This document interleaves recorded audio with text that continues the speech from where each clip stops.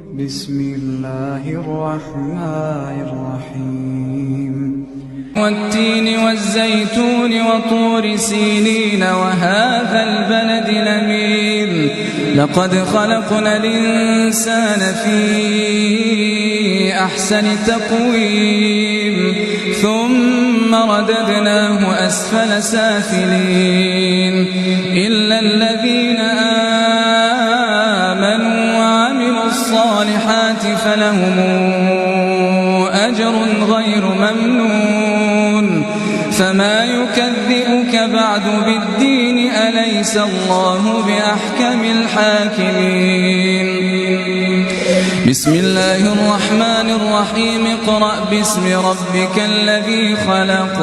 خلق الإنسان من علق اقرأ وربك الأكرم الذي علم بالقلم علم الإنسان ما لم يعلم كلا إن الإنسان ليطغى أن رآه استغنى إن إلى ربك الرجعى